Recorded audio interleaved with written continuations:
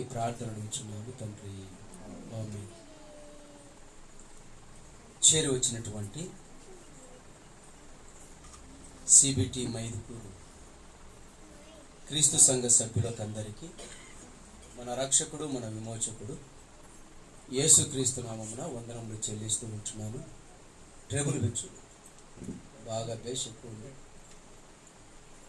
ప్రేమైన దేవుని సంగమా, గడిచిన వారమంతా మనల్ని కాపాడి ఈ దినాన్ని మళ్ళా దేవుడు మనకి ఇచ్చినందుకు దేవాది దేవునికి కృతజ్ఞతలు చెల్లిస్తూ ఉంటున్నాను. అలాగే లైవ్ ద్వారా మన ఆత్మీయ తండ్రి గారు జయశాలి పీడి సుందరరావు గారు సంఘాన్ని ఉద్దేశించి, అలాగే ఆత్మీయులను ఉద్దేశించి విశ్వాసంలో ఎలా ఉండాలో, సంఘంలో ఎలా నడుచుకోవాలో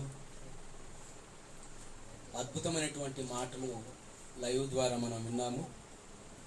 మరి కొన్ని మాటలు బైబిల్లో నుంచి మనము ఆలోచన చేద్దాం. క్రైస్తవుడు అయినందుకు ఖచ్చితంగా బాధలు భరించాలి. బాధలు లేనివారు, కష్టాలు లేనివారు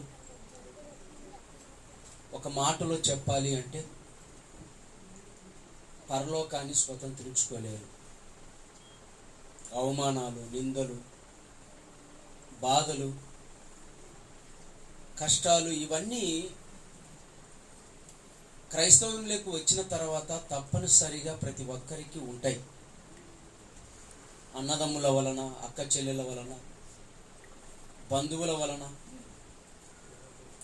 అనేక మంది ద్వారా ఈ కష్టాలు, ఈ బాధలు మనకు వస్తూ ఉంటాయి. అలాగే సంఘంలో కూడా కష్టాలు, బాధలు వస్తాయి.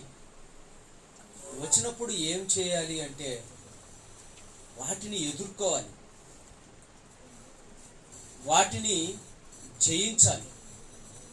అలా జయించిన వారే అపోస్తులులు.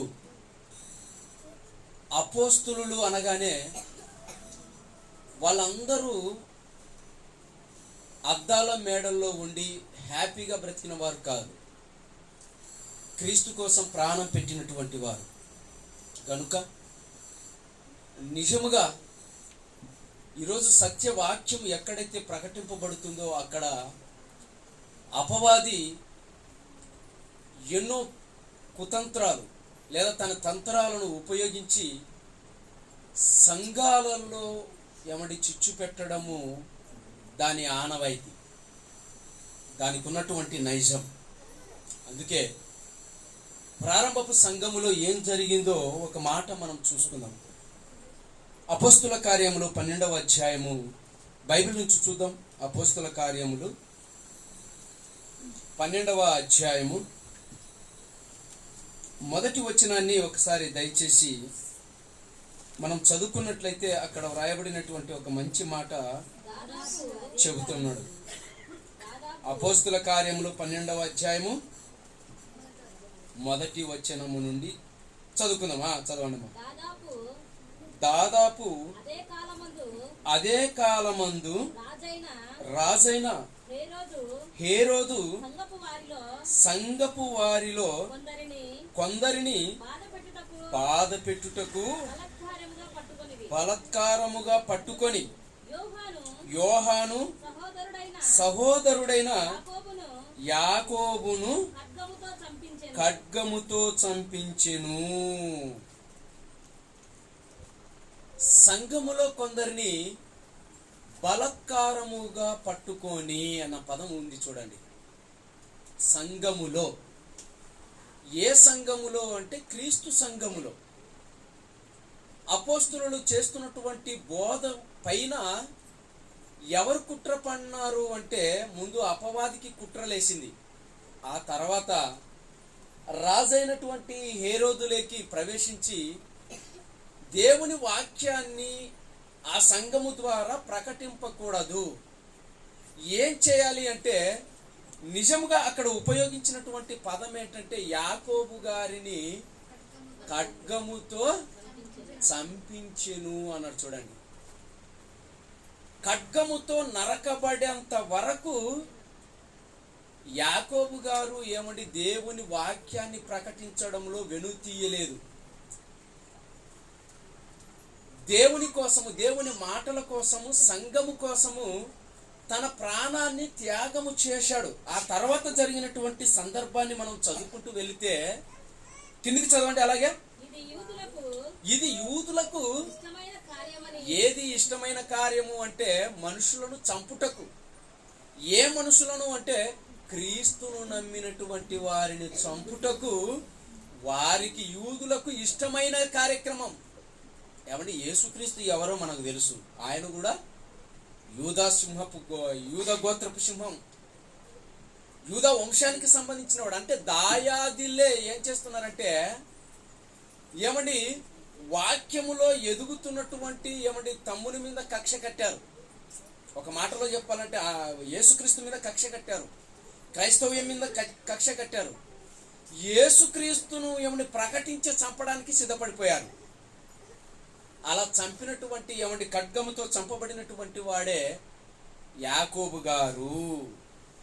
ఆ తర్వాత ఇది యూదులకు ఇష్టమైన కార్యం. ఏంటి చంపటమా? ఇష్టపడితే దేని ఇష్టపడాలి చెప్పండి? ఏమండి వాక్యము ప్రకటించడానికి ఇష్టపడాలి, లేదా ఏమండి పేదవాళ్ళకు ఏమండి బట్టలు పంచడం ఇష్టపడాలి, భోజనాలు పెట్టడంలో ఇష్టపడాలి, ఎవరైనా ఆపదలో ఉంటే ఆదుకోవడంలో ఇష్టపడాలి. కానీ వీళ్ళ విచిత్రం ఏంటో చూడండి, వీళ్ళకున్నటువంటి ఆలోచన చూడండి ఎలా ఉందో. చంపడములో ఇష్టమంట చూడండి. అంటే ఎవరిది ఇష్టము అంటే వారిది కాదు, అపవాదిది. ఎందుకు అపవాదిది? వాడు ఆది నుండి నరహంతకుడు గనుక. నరహంతకుడు ఎలా ఉంటాడు చెప్పండి? ఎవరు దొరుకుదామా వేసేద్దామా అని ఉంటాడు. అంటే వాడు దానికి అలవాటు పడిపోయాడు అపవాది. అందుకే వాడు ఏం చేశాడు అంటే ఏమండి మరి హేరోదులకు దూరింది. ఏమండి అనేక మందిని క్రీస్తు తరపున ప్రకటించే వారిని చంపడానికి సిద్ధపడిపోయారు. ఆ తర్వాత కిందికి చదవండి. ఇది యూదులకు ఇష్టమైన కార్యమని తెలుసుకొని పేతురును కూడా పట్టుకొనేను. పేతురు ఎవరు? సంఘానికి ఏమండి మూలకర్త అండి. క్రీస్తు పేతురు గారికి అప్పగించారు. ఇప్పుడు పేతురు గారు కూడా ఏమండి ఆయన మాట్లాడినటువంటి బోధలను విని ఒకేసారి ఎంతమంది మారిపోయారంటే 3000 మంది సంఘములో చేర్చబడ్డారంటే ఎవరు ఈ పేతురు గారు అంటే ఏమండి దేవుని వాక్యానికి ఏమండి బలము చేకూర్చినటువంటి మొదటివాడు, పెద్దవాడు. ఇప్పుడు ఎవరిని దెబ్బతీయాలి? ఇప్పుడు ఏమండి యాకోబు గారిని చంపేశారు. ఆ వెంటనే ఎవరి మీద అటాక్ చేశారు చెప్పండి? పేతురు గారి మీద అటాక్ చేసేసారు. ఈ పేతురు గారిని కూడా పట్టుకున్నారు, పట్టుకొని చెరసాలలో వేశారు. అయితే ఆనాటి సంఘము ఎంత గొప్పగా ఉందో కిందికి చదవండి. ఆ దినములు పులియని రొట్టెల పండుగగా దినములు అతనిని పట్టుకొని చెరసాలలో వేయించి పస్కా పండుగ అయిన పిమ్మట ప్రజల యొద్దకు అతనిని తేవలనని ఉద్దేశించి అతనికి కావలియుండుటకు 4 ఏమండి అక్కడ కాపలాగా పెట్టేశారు. అక్కడ మరొక మాట 5వ వచనంలో చూడండి ఏముందో. పేతురు చెరసాలలో ఉంచబడెను. సంఘమైతే అతని కొరకు అత్యాసక్తితో దేవునికి ప్రార్థన చేయుచుండెను. ఎవరు ప్రార్థన చేస్తున్నారో తెలుసా? సంఘం. సేవకుని చెరసాలలో ఎప్పుడైతే బంధించారో, ఎప్పుడైతే యాకోబు గారు ఏమండి ఖడ్గముతో నరకబడ్డాడో, ఆ తర్వాత ఏమండి సంఘము తీసుకున్నటువంటి చర్య చూడండి ఎలా ఉందో. అత్యాసక్తితో దేవునికి ప్రార్థన చేస్తున్నారు చూడండి సంఘమంతా. ఏమండి నిజముగానండి సంఘము అనగానే పరలోకపు తాళపు చెవి అన్నాడు దేవుడు. యేసుక్రీస్తు దాన్ని ఉపయోగించి ఏమన్నాడు తెలుసా? పరలోకపు తాళపు చెవి నీకు ఇస్తానన్నాడు. అంటే ఇప్పుడు సంఘముగా ఏం చేస్తుందంటే, ఇప్పుడు పేతురు గారిని చెరసాలలో వేయగానే ఇప్పుడు ఎలా బెయిల్ ఇప్పియాలి, ఎలా తీసుకొని రావాలి, ఎవరితో మాట్లాడాలి, ఏ నాయకుని దగ్గరికి వెళ్ళాలి అని ఆలోచించడం లేదు. ఏమంటే ఇప్పుడు ఏం చేస్తున్నారంటే ఆసక్తితో చూడండి, అత్యాసక్తితో, పట్టుదలతో ఇప్పుడు దేవుడు ఖచ్చితంగా ఏమంటే మమ్మల్ని ఆదుకోవాలి. నాయకుల గురించి ఆలోచించడం లేదు, అధికారుల గురించి ఆలోచించడం లేదు. అత్యాసక్తితో దేవునికి ప్రార్థన చేస్తున్నారు. సంఘం అంతా కూడుకొని ఏమంటే దేవునికి ప్రార్థన చేస్తున్నారు. ఏమంటే ఇలాంటి విశ్వాసము ఈనాటి కాలంలో కనబడుతుందా చెప్పండి? ఏమంటే కనబడుతుందా చెప్పండి?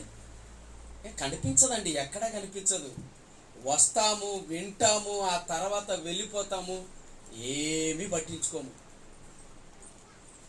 అంటే నిజముగా Bible open university India international వారి ద్వారా ఎవరికైనా అనారోగ్యం వచ్చే వెంటనే సంఘానికి తెలియపరుస్తారు. ఎందుకు తెలియపరుస్తారు చెప్పండి? ఈ మాటలే కదా మనకు ఆధారము, దేవుని మీద విశ్వాసం కదా. సంఘానికి తెలియపరచాలి, సంఘము ద్వారా ప్రార్థనలు చేయాలి. అందుకే ఏమండి విశాఖపట్నం మొదలుకొని 8 రాష్ట్రాలలో ఉన్నటువంటి సంఘాలు అన్నీ కూడా జ్ఞాపకం చేసుకుంటాయి. ఆ మధ్యకాలంలో ఏమండి సోదరుడు జాను వాళ్ళ భార్యకు ఆరోగ్యం బాగాలేకుంటే ప్రతి వారము ఏమండి అక్కడి నుంచి ప్రార్థనలు, వాళ్ళ కుమారునికి బాగాలేకుంటే అక్కడి నుంచి ప్రార్థనలు, ఇక్కడ ప్రార్థనలు. మన ప్రొద్దుటూరులో సోదరుడు ఏమండి రాజేష్కు ఆరోగ్యం బాగలేకపోతే, యాక్సిడెంట్ అయితే ఇక్కడ ప్రార్థనలు, అక్కడ ప్రార్థనలు, అంత అన్ని చోట్ల ప్రార్థనలు. ఎవరు చేస్తున్నారంటే సంఘముగా కూడుకొని చేస్తున్నారు. సంఘముగా కూడుకొని ప్రార్థన చేస్తున్నారు. కాబట్టి ప్రార్థన అంటే నిజముగా ఒకటి ఆలోచిస్తుంటారండి. వాక్యము ఎంత ప్రాముఖ్యమో, వాక్యాన్ని బలపరచడానికి, సువార్తను బలపరచడానికి ప్రార్థన కూడా ముఖ్యమే కదా. ఓకే, అలాగే సంఘములో ఎవరికైనా అనారోగ్యముగా ఉంటే వెంటనే ఏమండి ప్రార్థన చేయండి అని తెలియపరిచే వాళ్ళు ఎంతమంది ఉన్నారు చెప్పండి? చాలామంది లేరండి, చాలామంది లేరు. ఎవరో ఒకరో, ఇద్దరో, ముగ్గురో ప్రతి చిన్న విషయానికి ఏమండి ఏ ఆరోగ్యం బాగాలేకపోయినా వెంటనే నాకు ఫోన్ చేసేస్తారు, అన్న ప్రార్థనలో జ్ఞాపకం చేసుకోండి అన్న. ఏమండి మేము సంఘముగా ఏమండి సంఘములో ఎవరు ఎలా ఉన్నారో వాళ్ళ పరిస్థితులు ఏంటో సేవకునికి తెలుసు కాబట్టి సేవకునికి చెబితే ఇప్పుడు సేవకుడు ఏమండి సంఘమును జ్ఞాపకం చేసుకుంటూ, మీరు చేసే పనిని జ్ఞాపకం చేసుకుంటూ ప్రార్థనలో పెట్టుకున్నాం అనుకోండి, దేవుడు వింటాడా వినడా చెప్పండి? వింటాడు. అలా విని అత్యాసక్తితో ఏమండి ప్రార్థన చేస్తే పేతురు గారిని చెరసాలలో నుంచి తప్పించేశాడు దేవుడు.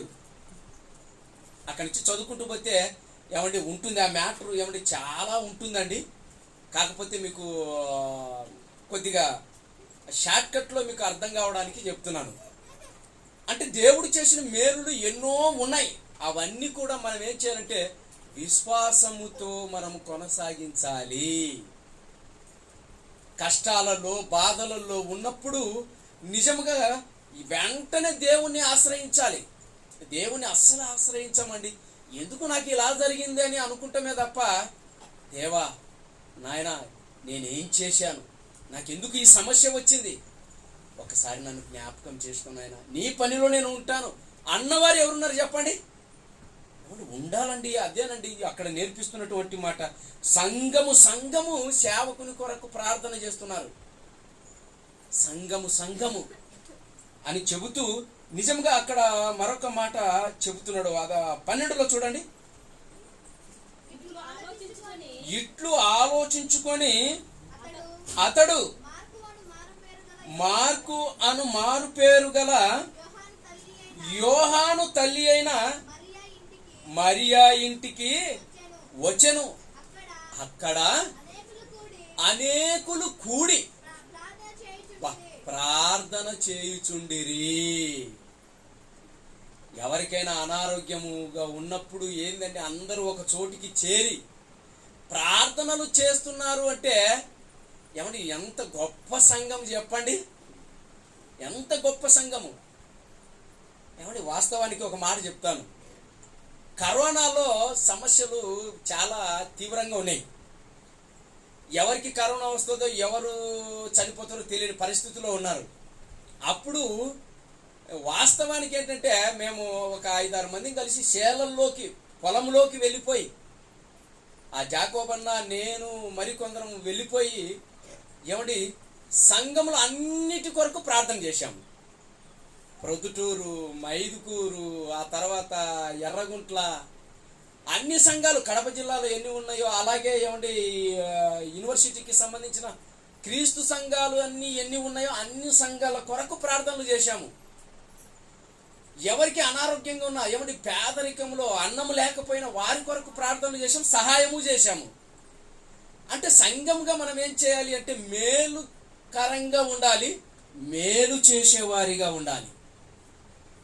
ఏమండి నిజంగా మైదుకూరు క్రీస్తు సంఘము చిన్న సంఘము, పేద సంఘమైనా ఎన్ని కార్యక్రమాలు చేసావో మీకు తెలియంది లేదు.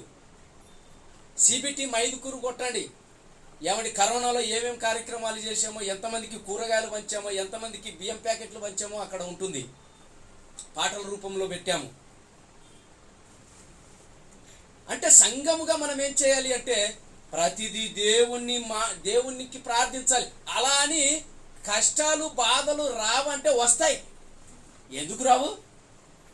ఏమంటే కష్టాలు బాధలు ఉరువు రాకపోతే మనం మాట వింటామో చెప్పండి? మీకు ఆశ్చర్య సంగతి చెప్పమంటారా? ఉన్నట్టుండి మీకు ఒక 10 లక్షలు డబ్బులు వచ్చింది అనుకోండి, మీరు మాట వింటారా చెప్పండి? గుండెల మీద చేసుకొని చెప్పండి. ఏమంటే గుండెల మీద చేసుకొని చెప్పండి. 10 లక్షలు మీకు వస్తే నిజంగా దేవుని అస్సలు పట్టించుకోము తెలుసా? మనం ఎప్పుడు పట్టించుకుంటామంటే మన కాడ ఏమీ లేనప్పుడే దేవుని కోసం రావాలి, ప్రార్థనలో పాల్గొనాలి. ఏమో ప్రార్థన చేస్తే దేవుడు ఏమైనా కనికరించి బాగా చేస్తాడేమో, లేదా మంచి ధనం అన్ని ఏమైనా ఇస్తాడేమో, ఈ ఆలోచనలు ఎప్పుడు పుడతాయి చెప్పండి? ఏమి లేనప్పుడు. డబ్బు ఉంటే దేవుడు కనపడతాడా చెప్పండి? కనిపించడండి. అలా ఎంతమంది ఉన్నారంటే కోకొల్లలు ఉన్నారు. అందుకే ఏమంటే సంఘములో సమస్యలు వస్తాయి. ఆ వచ్చినటువంటి వాటిని ఎలా ఎదుర్కోవాలో చెబుతూ ఒక మంచి మాట చూద్దాం బైబిల్లో. 15వ అధ్యాయము అపోస్తుల కార్యములు 15వ అధ్యాయం 22వ వచనము చూడండి. అప్పుడు 15వ అధ్యాయము 22వ వచనములో చెబుతున్నాడా? చదవండి. అప్పుడు సహోదరులలో ముఖ్యులైన బర్సబ్బా అను మారు పేరు గల యూదాను శీలను తమలో ఏర్పరచుకొని పౌలుతోను బర్నబాతోను అంతియొకయకు పంపుట యుక్తమని అపోస్తులులకును పెద్దలకును సంఘమంతటికి తోచెను. ఎవరిని ఎక్కడికి పంపించాలో, ఎవరెవరిని ఏ ప్రాంతాలకు పంపించాలో జతలుగా ఏమండి పంపించడానికి ఏమండి అపోస్తులు పెద్దలు సంఘముగా కూడుకొని వాళ్ళని ఏం చేస్తున్నారంటే దేవుని కార్యక్రమాలను జరిగించడానికి వెళుతున్నారు. ఖడ్గాలతో చంపబడుతున్నారు, ఏమండి చెరసాలలో వేయబడుతున్నారు. సమస్యలు ప్రారంభమైతే వీళ్ళు ఇంట్లో కూర్చొని ఏమండి ప్రార్థనలు చేయటం లేదు.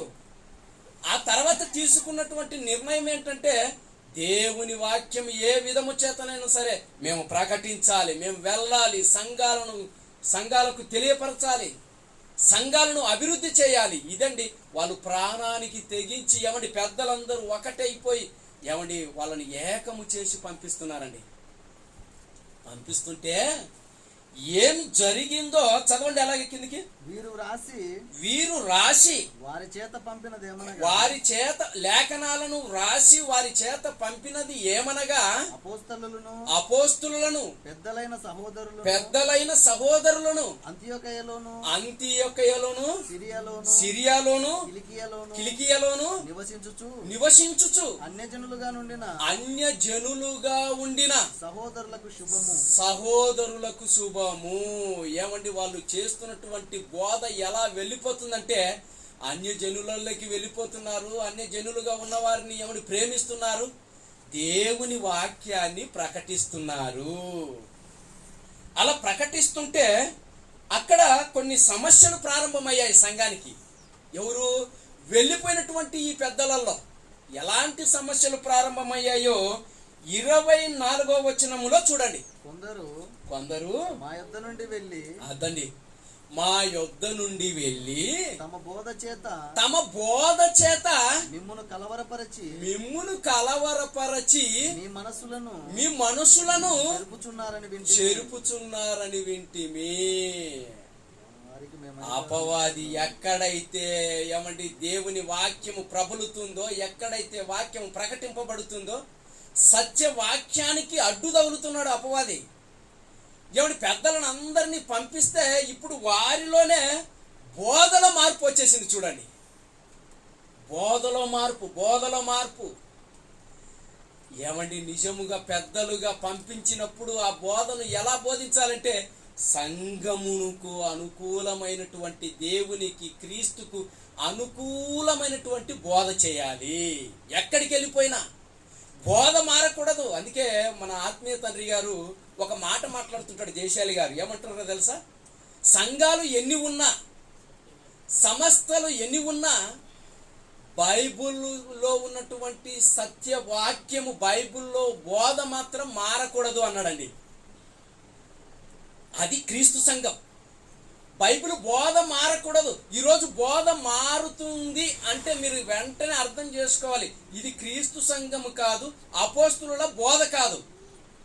అందుకే అపోస్తుల బోధ యందును సహవాసమందును రొట్టె విరుచుట యందును ఎడతెగక మీరు ప్రార్థనలో ఉండండి, వాక్యములో ఉండండి, సంఘముగా కూడుకోనండి. ఇదండి దేవుడు ఏమండి ముందుగలనే ఏమండి పెద్దలతో ఏమండి అపోస్తులతో హెచ్చరికగా మన కొరకు ఏమండి సిద్ధపాటు చేసి వ్రాయించాడు. అందుకే చెప్తున్నాడు మనలో నుండి అన్నారు. చూడండి, మనలో నుండి కొన్ని సంగతులు చెప్తాను. దగ్గర 40-50 సంవత్సరాల బోధ అనుభవం ఉన్నటువంటి జయశాలి గారు ఏమండి బోధ చేశారండి.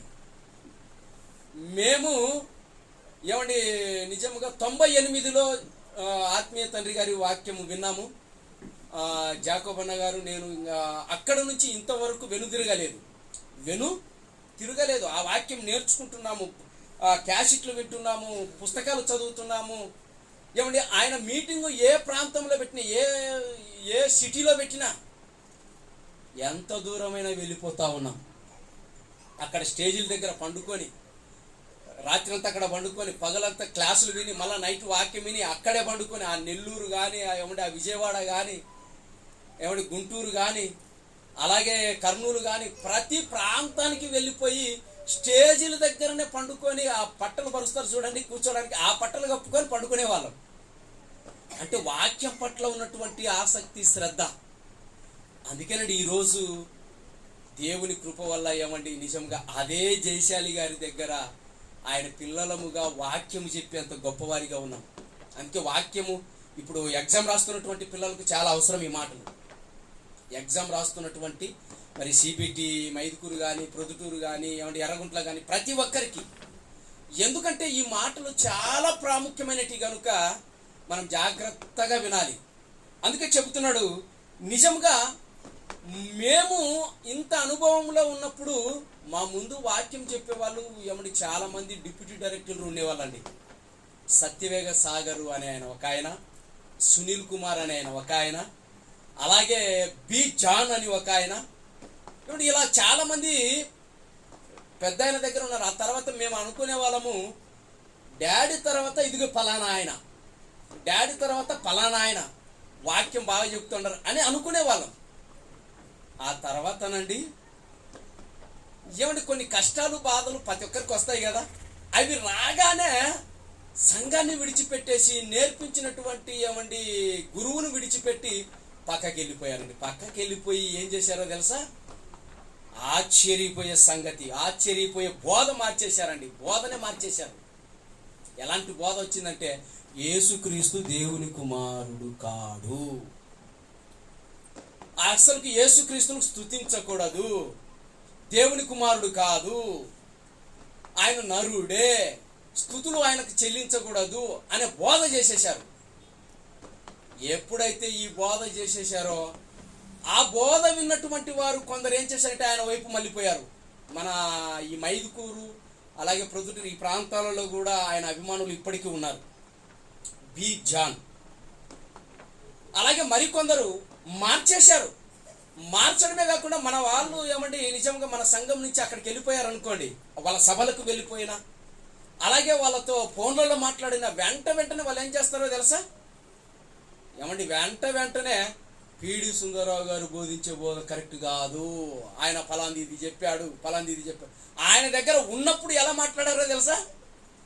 దీనికి మించిన బోధ లేదు, చావైనా బ్రతుకైనా మేము ఇక్కడే అని ఏమండి మాట్లాడి ఓ అని ఏమండి ప్రసంగాలు ఊదరగొట్టేశారు. ఊదరగొట్టేసి ఏమండి చక్కగా మాట్లాడి పక్కకి వెళ్ళిపోయారు, బోధనే మార్చేశారు. ఇప్పుడు ఆ మాట చదవండి ఎలా ఉందా? 24వ అధ్యాయము. ఆ రోజు ఉన్నారు, ఈ రోజు కూడా క్రీస్తు సంఘములో ఇలాంటి సమస్యలు జరుగుతున్నాయి. కొందరు మా యొద్ద నుండి వెళ్ళి తమ బోధ చేత మిమ్మును కలవరపరచి మిమ్మును కలవరపరిచి మీ మనసులను చెరుపుచున్నారని మేము వింటిమి. చెరుపుచున్నారండి, చెరపటం. ఆ గద్వాల ప్రాంతానికి వెళ్ళిపోతే అక్కడ జాకోవన్న నేను ఇద్దరం వెళ్ళిపోయాం. నేను ఇంట్రడక్షన్, జాకోవన్న మెయిన్ మెసేజ్. ఆ ఊరికి పక్కనే ఏమని ఒక ఊరు ఉందండి. ఆ ఊరికి సునీల్ బ్రదర్ వచ్చేసాడు మీటింగ్.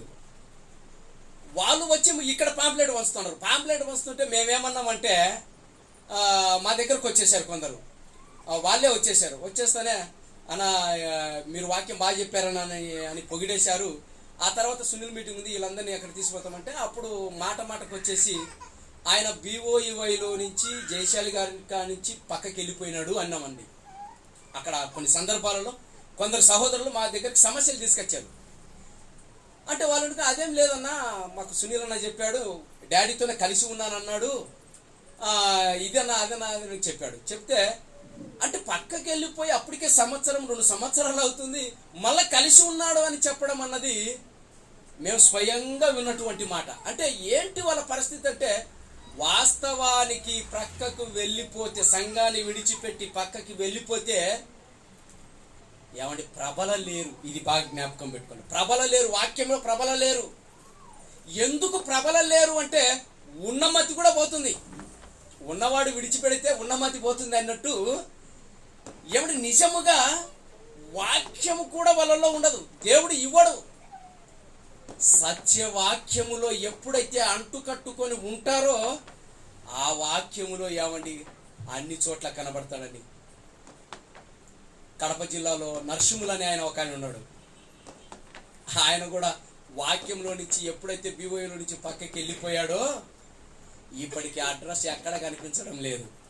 కారణం ఏంటంటే ఇది వాస్తవం అండి.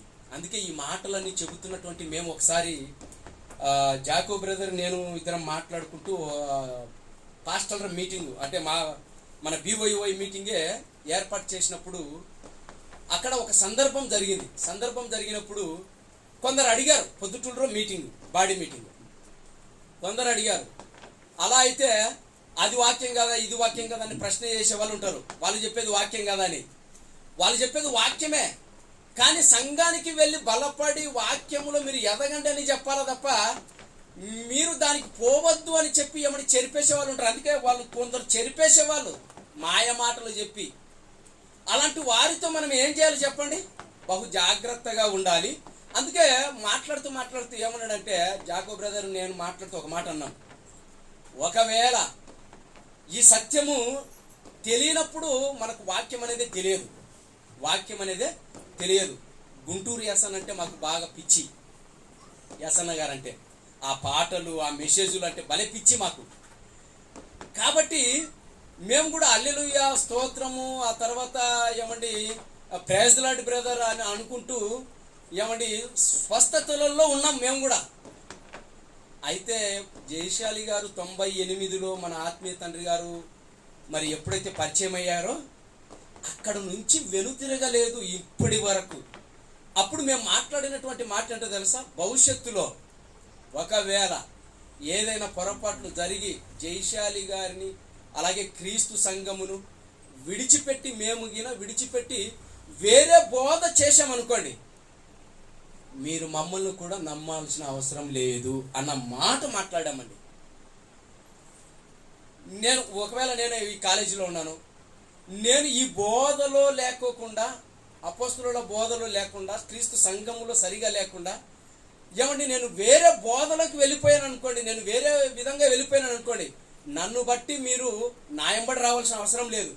మీరు మాత్రము కరెక్ట్ అయినటువంటి బోధలో ఏమండి ఆత్మీయ తండ్రి గారి బోధలో అలాగే అపోస్తలుల బోధలో క్రీస్తు సంఘంలోనే మీరు ఉండొచ్చు. ఇదండి మేము ఆ రోజు మాట ఇచ్చి నిలబెట్టుకున్నాం. ఒకవేళ రేపు భవిష్యత్తులో మా మీద ఏమైనా నిందలు రావచ్చు, మా మీద ఏమైనా కొన్ని సమస్యలు రావచ్చు, పైన ఏమండి పెద్ద ఆయన గారు మమ్మల్ని తీసేసినా మేము మాత్రము సెమినార్కు పోతాము, ఆయన పాదాల దగ్గర వాక్యం నేర్చుకుంటాం. ఎందుకో తెలుసా, ఈ బోధ తప్ప ఏరే బోధ మాకు నచ్చదండి. ఎందుకంటే అన్ని బోధలు కూడా ఏమండి కలయకూర అయిపోయింది. తప్పుడు బోధలు, తప్పుడు ఆలోచనలు, ఏమండి మనుషులను చెరిపేసేటివి. ఏమండి ఎలా చేస్తున్నారు అంటే ఏమండి బోధ చూపిస్తారు, వాక్యం చూపిస్తారు, కానీ తప్పుడు ద్రోవలోకి నెట్టేస్తారు. అలా నెట్టేస్తారు. అందుకే చెప్తున్నారు, కొందరు మీ యొద్ద నుండి మా యొద్ద నుండి వెళ్ళిపోయి తమ బోధ వలన కలవరపరచు. ఎందుకు కలవరపరచారు చెప్పండి? జయశాలి గారు తప్పు మాట్లాడారు అంటే అబ్బా కలవరం, ఏ మాట, ఏంటి ఇలాంటి కలవరాలు ఖచ్చితంగా పుట్టిస్తారు. అందుకే వారిలో ఎవరు వాళ్ళు ఏమంటే మనలో కొందరు వెళ్ళిపోయారన్నారు కదా, వెళ్ళిపోయినటువంటి వారు ఎవరు అంటే అక్కడ కొన్ని సందర్భాలు జరిగాయి, అవి చూసుకొని మనం ముగించుకున్నాం. చూద్దామండి అద్భుతమైనటువంటి మాట. అదే 15వ అధ్యాయము 36వ వచనము నుంచి మనము ఒక్కొక్కటిగా మనము చదువుదామండి. ఎంత బాగుంటుందో ఇక్కడ మీరు ఆలోచించాలి. 15వ అధ్యాయము 36వ వచనము నుంచి చదువుకుందామా? చదవండి. అక్కడ చెప్తున్నాడు, కొన్ని దినములైన తర్వాత ఏ పట్టణములలో ప్రభువు వాక్యము ప్రచుర పరిచితిమో, ప్రభువు వాక్యము ప్రచురము చేసితిమో, ప్రచురం అంటే ప్రబలుతుంది. ఆయా ప్రతి పట్టణములో కింద సహోదరుల యొద్దకు తిరిగి వెళ్ళి వారెలాగున్నారో మనము చూతుమని పౌలు బర్నాబాతో అనెను. అప్పుడు మార్కు అను మారు పేరు గల యోహానును వెంటబెట్టుకొని పోవుటకు బర్నబా ఇష్టపడెను. ఏమండి పౌలు గారు ఏమండి చెబుతున్నారు, పౌలు గారు బర్నబా గారు ఇద్దరు కలిసి బోధ చేస్తే అద్భుతం. అన్యులు కూడా ఏమండి వాళ్ళ మాటలు విని మారిన వాళ్ళు ఉన్నారు. అంటే అంత గొప్ప దైవ సేవకులు, అంత గొప్పగా ఏమండి వాక్యాన్ని బోధించేవారు. ఇప్పుడు పౌలు గారు ఏమండి మెయిన్ హెడ్. ఇప్పుడు పౌలు గారికి సపోర్ట్గా ఉండేది ఎవరంటే బర్నబా. ఇప్పుడు బర్నబా గారు ఏం చేస్తున్నారు అంటే, ఇప్పుడు పౌలు గారు చెప్పినటువంటి మాటలు విన్నాడు. ఆ తర్వాత ఒక మాట మాట్లాడుతూ అక్కడే ఒకరిని ఎంటర్ చేశారు. ఎవరు వారు? మారు పేరు గల మార్కు అను మారు పేరు గల యోహానును వెంట పెట్టుకొని పోవుటకు బర్నబా ఇష్టపడెను. అంటే ఇక్కడ ఈ మాటలో చూస్తుంటే కొద్దిగా తేడా కనపడుతుంది. ఏమంటే కొద్దిగా తేడా కనపడుతుంది. అంటే ఇష్టపడను అంటే ఇప్పుడు పౌలు గారు బర్నబా గారికి చెబుతుంటే బర్నబా గారు ఏమంటే మార్కు గారిని తీసుకువెళ్ళడానికి ఇష్టపడుతున్నాడు. ఆ తర్వాత పౌలు గారి కిందికి మాట్లాడుతూ ఒక మాట అన్నాడు చూడండి. చదవండి, అలాగే కిందికి చదవండి. 27. అయితే పౌలు పంపులియలో పని కొరకు తమతో కూడా రాక తమ్మును విడిచిన వానిని వెంట పెట్టుకొని పోవుట యుక్తము కాదని తలంచెను. అదండి పౌలు గారు ఏం చెప్తున్నారంటే వద్దు అన్నారండి. ఎవరిని? మార్కు గారిని తీసుకువెళ్ళద్దు అన్నాడు. ఏమంటే వినాలా వద్దా చెప్పండి? పెద్దలు ఏమండి వాక్యము ఏమండి గొప్పగా ప్రకటించేవారు. పౌలు గారి బోధలు ఎలా ఉంటాయంటే పేతురు గారికి కష్టమైనట్టుగా ఉంటాయి అర్థం చేసుకోవడంలో. అంటే పరిశుద్ధాత్మ ప్రేరణతో పౌలు గారు 14 పత్రికలు రాశారు. ఇంత గొప్ప దైవజనుడు చెప్తున్నాడు ఏమని? బర్నబాకు చెప్తున్నాడు, పేతురు గారిని మార్కు గారిని తీసుకుపోవటం మంచిది, యుక్తము కాదు అన్నాడు. చూడండి, అంటే తీసుకువెళ్ళొద్దు అంటున్నాడు. తీసుకువెళ్ళొద్దు అంటే ఏం చేశాడు? ఇప్పుడు చూడండి, అతనిని వెంట పెట్టుకొని పోవుట యుక్తము కాదని తలంచెను. అంటే వద్దు, ఎందుకంటే ఆయన నేను చెప్పిన చోటికి ఆయన వెళ్ళటము లేదు, ఆయన దేవుని వాక్యాన్ని చెరిపేస్తున్నాడు. కాబట్టి ఆయనను తీసుకువెళ్ళొద్దని చెబితే ఇప్పుడు అక్కడ ఏం జరిగిందో చూడండి. వారిలో తీవ్రమైన వాదము కలిగినందున వారు ఒకనికి ఒకడు విడిచి వేరైపోయిరి. అదండి సంఘానికి ఉన్నటువంటి సమస్య. ఒకరిని ఒకరు విడిచి వేరైపోయారు. లేదు నేను మార్కునే తీసుకెళ్ళిపోతాను అన్నాడండి. నీ ఇష్టం అన్నాడు. ఆ తర్వాత పౌలు గారు ఎవరిని తీసుకెళ్ళిపోయాడు? పౌలు శీలను ఏర్పరుచుకొని సహోదరుల చేత ప్రభు కృపకు అప్పగింపబడిన వాడు బయలుదేరి సంఘములో సంఘాలను స్థిరపరచుచున్నాడు. సిరియా కిలికియా దేశముల ద్వారా సంచారము చేయుచుండెను. అంతేనా?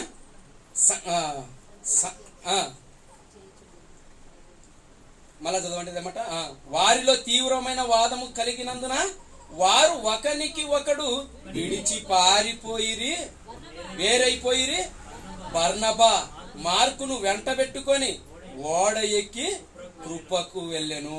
ఏమండి పౌలు గారు చెప్పినా కూడా ఏమండి ఆయనను తీసుకొని వెళ్ళిపోతున్నాడండి. వద్దు అంటే తీసుకొని వెళ్ళిపోతున్నాడు. పౌలు శీలయు ఏర్పరచుకొని సహోదరుల చేత ప్రభువు కృపకు అప్పగింపబడిన వాడై బయలుదేరి సంఘములను స్థిరపరచుచు సిరియా కిలికియా దేశముల ద్వారా సంచారము చేయుచుండెను. అంటే ఒక మాటలో చెప్పాలి అంటే ఏమైపోతున్నారు అంటే పౌలు గారు శీల కూడా ఏమండి వాక్యములో ప్రబలుతున్నారు. సంఘాలను ఏమండి గొప్పగా నిలబెట్టుకుంటూ వెళ్ళిపోతున్నారు. అక్కడ నుంచి ఎవరిని బర్నబా గారి గురించి ఏమన్నా ఉందా? బర్నబా గురించి ఏమన్నా వ్రాయబడి ఉందా? ఏమండి వెళ్ళిపోయాడు. వెళ్ళిపోయిన తర్వాత ఏం జరిగిందో చూడండి. ఇంతకు పట్టుదలతో మాట చూడండి. గలతీ పత్రిక 2వ అధ్యాయము 1వ వచనము.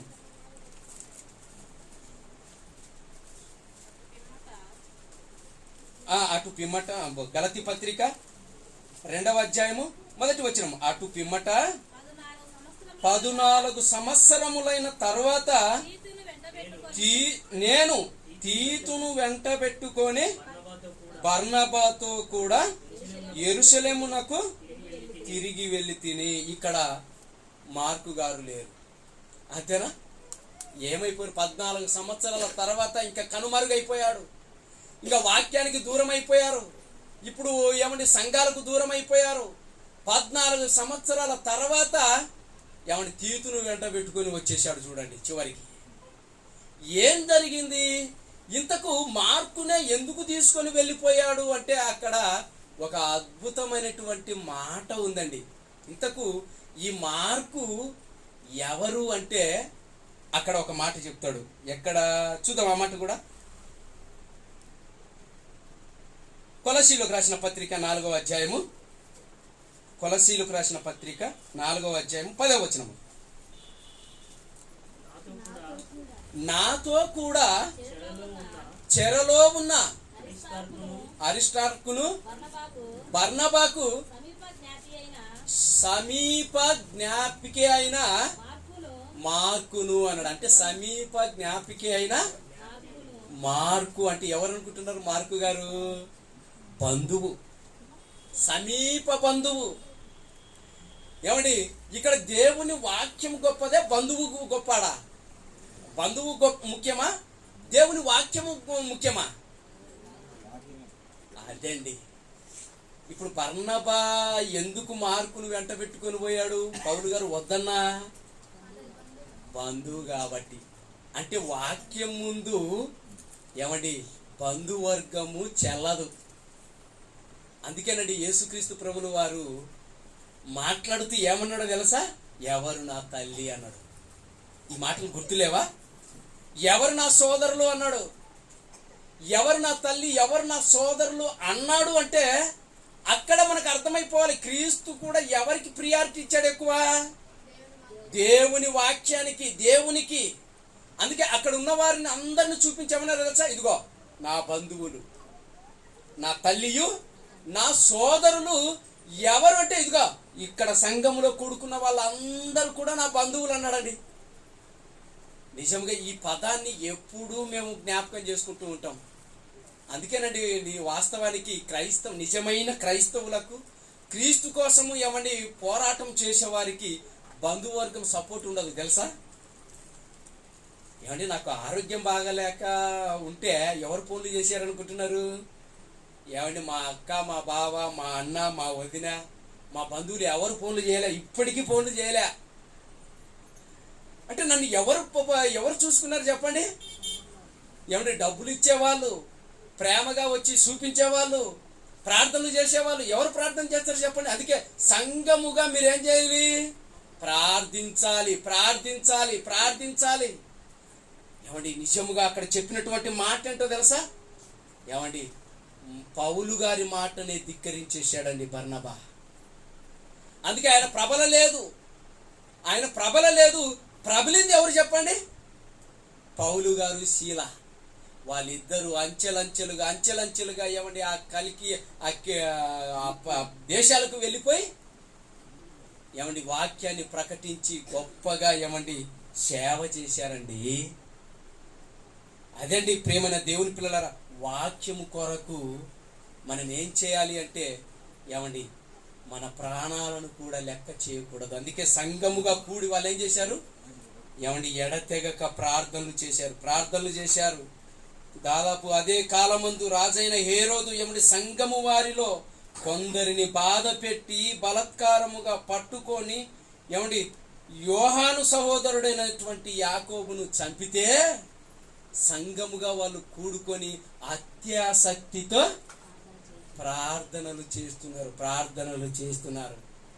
ఇప్పుడు చెప్పండి, సంఘానికి ఉన్నటువంటి ఆధిక్యత, సంఘానికి ఉన్నటువంటి బలం ఏంటంటే వాక్యాన్ని ప్రేమించి వాక్యం కోసము, సంఘం కోసము, విశ్వాసంలో నుంచి తొలగక ఉంటేగిన ఏమండి ఎప్పటికీ మనం వర్ధిల్లుతామండి. వాక్యములో వర్ధిల్లుతాం, ఆరోగ్యముతో వర్ధిల్లుతాము, దేవుని పనిలో వర్ధిల్లుతాం. అలాంటి ధన్యత దేవుడు క్రీస్తు సంఘమునకు మనకే ఇవ్వాలండి. అందుకే చెబుతాడు ఒక మాట, గలతీ పత్రిక 2:13 చెప్తాడు ఒక మాట. చూడండి, ఆ మాట కూడా చూడండి. గలతీ పత్రిక 2:13 తక్కిన యూదులను అతనితో కలిసి మాయావేషము వేసుకొనిరి గనుక బర్నబా కూడా వారి వేషధారణ చేత మోసపోయెను. అయిపోయిందండి. బంధుత్వం అనుకొని మోసపోయాడు. బంధువే అనుకున్నాడు, మోసపోయాడు. అలా మోసపోయిన వాళ్ళు ఈ రోజు వరకు కోకొల్లలు ఉన్నారండి. సత్యవాక్యము ఎక్కడైతే ప్రకటింపబడుతుందో అక్కడ అపవాది పొంచుకొని కాసుకొని ఎవరిని చెడగొడదామా అని చూస్తూ ఉంటాడు. అప్పుడు మనం ఏం చేయాలో తెలుసా? అపవాదికి చోటు ఇవ్వకూడదు. ప్రేమైన దేవుని పిల్లలారా, సంఘం అనగానే పరలోక మార్గానికి ఏమండి తాళపు చెవి. అందుకే హెవెన్లీ సేఫ్టీ లాకర్ ఏదనుకుంటున్నారు? క్రీస్తు సంఘం. ప్రతి బుధవారము మీరు రావాలి, అలాగే ప్రతి ఆదివారం మీరు రావాలి. ఆత్మీయమైనటువంటి బలమైనటువంటి మాటలను మీరు విని ఏమండి గొప్పవారిగా ఎదగాలండి. అదేనండి ప్రయాసపడుతున్నాము. ఏమండి కష్టాలు వచ్చినా, బాధలు వచ్చినా, మనకు డబ్బులు లేకపోయినా, ఎన్ని కష్టాలైనా పడి ఈ వాక్యాన్ని నేర్చుకుందాము, ఈ వాక్యంలో నిలబడదాము, సంఘాన్ని గొప్ప చేద్దాం. దయచేసి మీకు మరొకసారి మనవి చేస్తున్నాను, సమయాన్ని పాటించండి.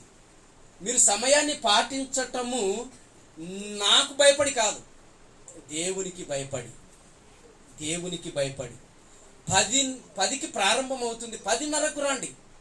10:30కు లైవ్లో ఏమండి ప్రకటనలు ప్రారంభం అవుతాయి. ఈ ప్రకటనలలో ఏమండి ముందు మనము చూసుకొని ఆ తర్వాత లైవ్లో వాక్యం విని ఆ తర్వాత ప్రభుబల తీసుకొని లక్షణంగా ఇంటికి వెళ్ళిపోదాం. ముందు సమయాన్ని పాటించండి. స్త్రీలు మరి ముఖ్యంగా, అమ్మా మీరు చీకట్లో లేచి ఆదివారం మాత్రమే చీకట్లో లేయండి, అన్ని పనులు చేసేయండి, స్నానాలు చేసేయండి, భర్తలను సిద్ధం చేయండి. ఇదే అమ్మా మీకు చెప్తున్నటువంటి మాట. అలాగే పురుషులు మీరు కూడా త్వరగా రెడీ అయిపోయి ఏమండి వాక్యం కోసము ఏమండి అవసరమైతే ఎన్ని కష్టాలు వచ్చినా బాధలు వచ్చినా బుధవారం కూడా రండి, ఆదివారం రండి. ఈ 2 వారాలే కదా, వారంలో 2 రోజులు అండి. దేవుని కోసం సమయాన్ని ఇస్తే దేవుడు ఏమనుకుంటాడు చెప్పండి? మనసులో మీరు ఇచ్చే సమయాన్ని బట్టి దేవుడు ఆనందపడతాడండి. ఆనందపరిచే వారిగా మనం ఉండాలి. అక్కడ జయశాలి గారు మొత్తుకుంటున్నారు లేటుగా వచ్చండ్రని, అక్కడ జాకోవన్న గారు మొత్తుకుంటున్నారు లేటుగా వస్తున్నారని, అక్కడ జానన్న మొత్తుకుంటున్నాడు లేటుగా వస్తున్నారని, అక్కడ ఆలగడ్డలో మొన్న పోయారు అక్కడ లేటుగానే వచ్చారు 11 ఇతను కూడా రావటం లేదు. దయచేసి క్రీస్తు సంఘముగా టైంను పాటించండి. మనం ప్రతి పనిలో సక్సెస్ అవుతాం. మన పని కోసం అయితే మనం టైం పాటిస్తామా? స్కూల్కి వెళ్ళాలంటే పిల్లలను ఎంత స్పీడ్గా తయారు చేస్తామండి స్కూల్కి పంపించడానికి. అన్నం చేసేస్తావు, క్యారీలు సిద్ధపరుస్తావు, బూట్లు తొడుగుతావు, డ్రెస్సు సిద్ధం చేస్తావు, ఇన్ని సిద్ధం చేసి బడికి పంపిస్తున్నావు. కానీ అవన్నీ సిద్ధం చేసి మందిరానికి పంపించలేకుండా ఉండడం మన పరిస్థితి చూడండి ఎలా ఉందో. దయచేసి స్త్రీలు పురుషులు అందరూ కూడా ప్రేమతో ఏకముతో క్రీస్తు సంఘమును బలపరచడానికి, ఇంకా అనేక మందిని తీసుకొని రావడానికి, అనేక మందిని దేవుని వైపు మళ్లించడానికి ప్రయాసపడండి. ఏమండి మీరు ప్రతిఫలాన్ని పొందుకోండి. అలాంటి ధన్యత దేవుడు మీకు ప్రసాదించాలని ప్రేమతో కోరుతూ, మరి నిజముగా బంధువర్గానికి మనం ప్రిఫరెన్స్ ఇవ్వాల్సిన అవసరం లేదు. అదే బంధువర్గము చర్చికి వచ్చింది అనుకోండి, వాళ్ళ మాటలు విన్నాం లక్షణంగా, అంతే కదా. వాళ్ళు చెప్పిన మాటలు, వాళ్ళు ఇచ్చిన సలహాలు తీసుకున్నాం. బంధువులను విడిచిపెట్టమని చెప్పలేదు. మళ్ళీ చాలా మంది ఏందో ఈ పిడి సుందరాల దగ్గర నేర్చుకుంటే బంధువులను కూడా వదిలేయమని అని అనుకోకండి. బంధువులను విడిచిపెట్టమని కాదు, ఆశ్చర్యపోయే సంగతి చెప్తాను. మా అక్కళ్ళు మాకు ఇంతవరకు ఫోన్లు చేయలేదు, మేము చూడడానికి ఈరోజు వెళ్తాను. అర్థమైందా? మేము చూడడానికి, మా అక్క మా బావుని చూడడానికి వెళ్తున్నాం, అలాగే మా అత్త మామూలను చూడడానికి వెళ్తున్నాం. అంటే అప్పుడప్పుడు వాళ్ళకు ఏదో ఒక డైలాగ్ ఉంది చూడండి, మెరుపు తీగ అలా వచ్చి పోమా అన్నట్టు మేము కూడా ఒక మెరుపు తీగలా అలా పోయి చూసి ఇలా వచ్చేస్తాం. అంతేనండి. ప్రేమిద్దాం, బంధువులను ప్రేమిద్దాం, అలాగే అన్యులను ప్రేమిద్దాం, అలాగే సంఘములో ప్రతి ఒక్కరిని కూడా ప్రేమిద్దాం. అలాంటి ప్రేమ కలిగి సంఘాన్ని బలపరుచుకుంటూ గొప్పవారిగా మనం అందరం ఎదుగుదాం. అలాంటి ధన్యత ప్రతి కుటుంబానికి, మీ పిల్లలకు అందరికీ దేవుడు ప్రసాదించాలని ప్రేమతో కోరుతూ, ఏ చిన్న సమస్య వచ్చినా ముందు సంఘమునకు మరి దేవుని దృష్టిలో పెట్టుకొని సంఘమునకు తెలియపరచండి. ఆ తర్వాత సంఘము ద్వారా కొన్ని సలహాలు సూచనలు ఇస్తాము. నచ్చితే పాటించండి, నచ్చకపోతే విడిచిపెట్టేయండి. ప్రార్థన చేసుకుందాం. దయగలిగిన మా తండ్రి, గొప్ప దేవ, నీ పిల్లలకు కొన్ని మాటలు అందించాము నాయన, ఫలింప చేయండి. ఇదిగోనైనా సంఘపు విలువ, ఇదిగోనైనా నీ పిల్లలకు కొన్ని మాటలు ప్రకటించాము నాయన. ఖడ్గాలతో చంపబడిన, కొరడాలతో కొట్టబడిన, చెరసాలలో వేసిన వాక్యాన్ని మాత్రము ఇదిగోనైనా ప్రకటిస్తూ, ఇదిగోనైనా మరి అంచెలంచెలుగా ఎదిగినటువంటి పౌలు, ఇదిగోనైనా మరి అలాగే శీలయు వారి సేవను బట్టి ఇదిగోనైనా జ్ఞాపకం చేసుకుంటున్నాం. మేము కూడా అలాగే మా కష్టాలు, మా బాధలు ఎన్ని వచ్చినా ఆ పనిలో మేము ఎల్లప్పుడూ సిద్ధ మనస్కులమై ఉండే భాగ్యాన్ని అనుగ్రహించమని సిబిటి మైదుకూరు క్రీస్తు సంఘమును, అలాగే కడప జిల్లాలో ఉన్నటువంటి ఇదిగోనైనా ప్రతి కాలేజీని కూడా మరి సేవకులను ఆశీర్వదించండి. వారి పనులను ఇదిగోనైనా ఫలవంతము చేసి ఇది అంచెలంచెలుగా ఎదిగే భాగ్యాన్ని అనుగ్రహించమని, అందరము వాక్యం కొరకు ప్రయాసపడే యోగ్యత, భాగ్యము మాకందరికీ ప్రసాదించమని మరొకసారి క్రీస్తు సంఘమును, వచ్చినటువంటి నీ పిల్లలను, నాయకులను అందరినీ కూడా నీ చేతులకు అప్పగించుకుంటూ కాచి కాపాడమని కోరుకుంటూ క్రీస్తు నామమున ఈ ప్రార్థన అడుగుచున్నాము తండ్రి, ఆమేన్. అందరికీ వందనాలు.